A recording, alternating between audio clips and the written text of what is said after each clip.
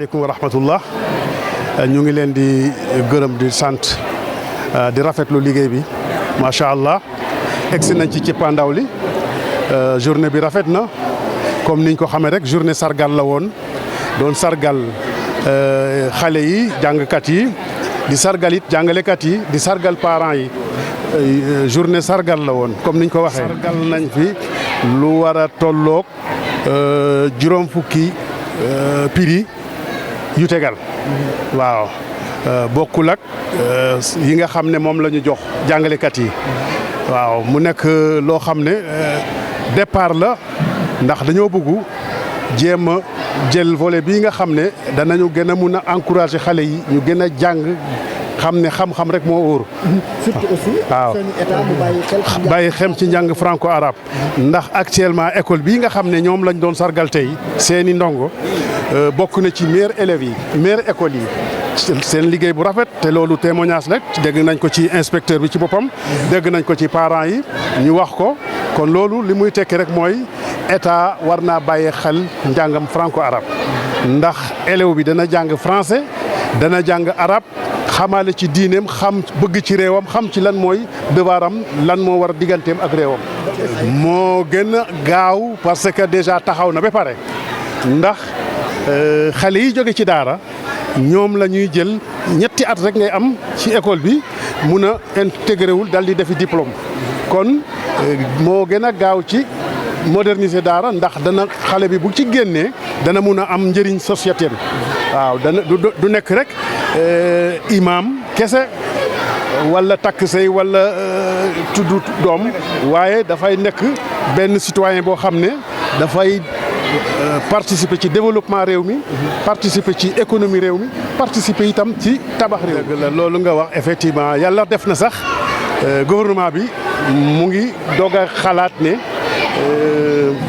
encourager franco arabe lu am solo la ba tax na mu ngi ciy def ay jéego yu am solo ndax actuellement diplôme franco arabe mooy diplôme officiel bi ñuy defee ndax xale yi nga xam ne ñooy jàng ci franco arabe yi ak xale yi nga xam ne ñooy jàng ci école français yi ñoom ñoo bokk centre yi ñuy defee examen actuellement mën ngaa jàng ba université arabisant bi école bi mën naa jàngale ba nga am fi entrée en sixième continuer sa franco arabe ba université bac bi léegi bac officiel la kon loolu dafay wane ne jéego la ci loo xam ne gouvernement moo koy def kon loolu dañ koy encourager di gën a bàyyi wax nag ne mu gën a bàyyi xel école franco arabe yi ndax tey li muy def ci ay prix du benn société bu ko def école bi ci boppam moo ko def xam ne lii baax na ci élèves yi mu jënd ko ci keesam jëndal ko jox ko parents élèves yi pour dimbale seen parents te amul dara loo xam ne état bi dañ ñu koy jox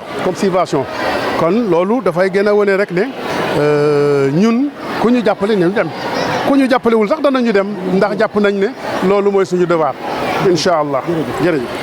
Je m'appelle Moustapha Touré. Je gère la classe de CM1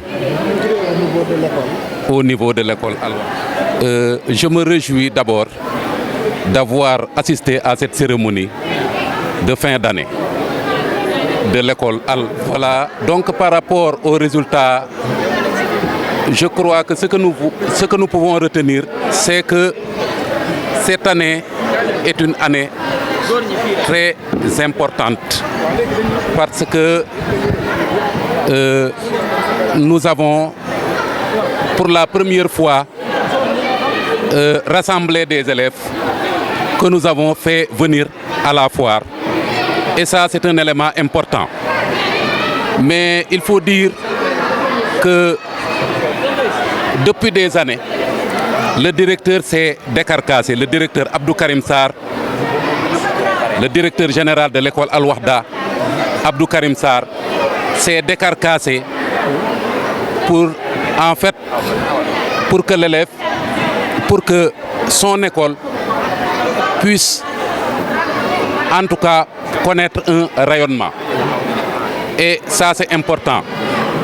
Peut-être il y a eu des entraves comme la Covid-19, les conséquences de la Covid-19 ont influé sur le travail que nous faisons à l'école. Dans chaque classe, on a primé au moins 3 élèves. Comme l'école compte 6 classes, de la classe de CI à la classe de CM2, il y a 6 classes. Donc on prend 3 qu'on multiplie par 6, au moins 18 élèves, parce qu'on m'a demandé. Non, il y a des classes qui sont doublées. Voilà, il y a des classes, Moussa Diop vient d'ajouter qu'il y a des classes qui sont doublées. Donc il faut multiplier ça encore par 2. Donc pour le français, pour ce qui est du français, peut-être l'arabe, celui-là, Oussas Diop va préciser encore, mais pour ce qui est du français, on m'a demandé de choisir les 3 meilleurs élèves. Si on multiplie ça par 3, ça nous fera au moins 3 fois 6, 18 élèves, plus l'arabe, il faut multiplier ça encore par 2, 36 en moyenne, au moins 36 élèves ont été primés. Et ça, plus d'autres... Il y a le secondaire aussi. Il y a aussi, comme vous le savez, il y a le cycle secondaire. Il y a des élèves du cycle secondaire qui ont également été primés. Effectivement, donc l'enseignement arabe est laissé en rade malgré les efforts.